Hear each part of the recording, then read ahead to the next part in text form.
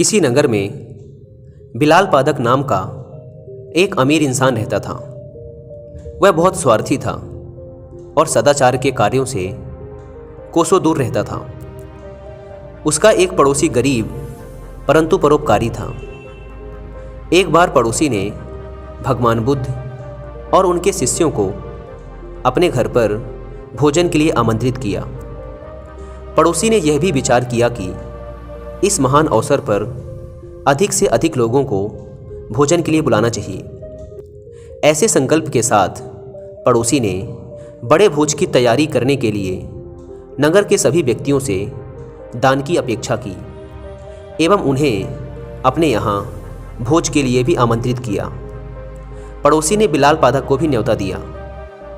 भोज के 1-2 दिन पहले पड़ोसी ने चारों ओर घूम घूम कर धन एकत्रित किया। जिसकी जैसी सामर्थ्य थी उसने उतना दान दिया।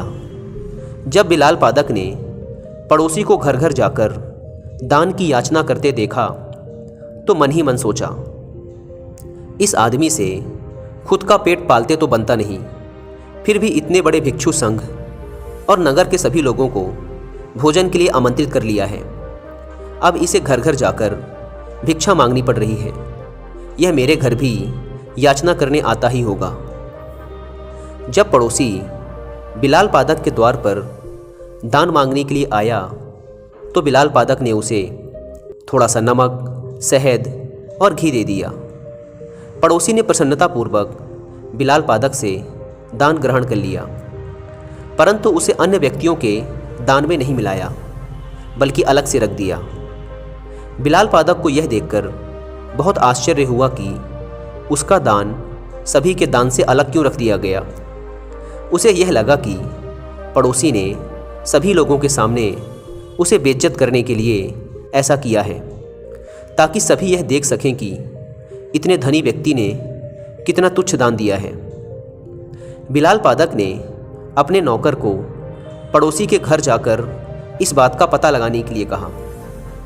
नौकर ने लौटकर बिलाल पादक को बताया कि पड़ोसी ने बिलाल पादक की दान सामग्री को थोड़ा थोड़ा सा लेकर चावल, सब्जी और खीर आदि में मिला दिया है। यह जानकर भी बिलाल पादक के मन से जिज्ञासा नहीं गई और उसे अभी भी पड़ोसी की नीयत पर संदेह था। भोज के दिन वह प्रातः अपने वस्त्रों के भीतर एक कटार छुपाकर ले गया, ताकि पड़ोसी द्वारा लज्जित किए जाने पर वह उसे मार डाले। पर वहां जाने पर उसने पड़ोसी को भगवान बुद्ध से यह कहते हुए सुना, भगवान, इस भोज के लिए जो भी धन का संग्रह किया गया है वह मैंने नगर के सभी निवासियों से दान में प्राप्त किया है। कम हो या अधिक, सभी ने पूर्ण श्रद्धा और उदारता से दान दिया, अतः सभी के दान का मूल्य समान है।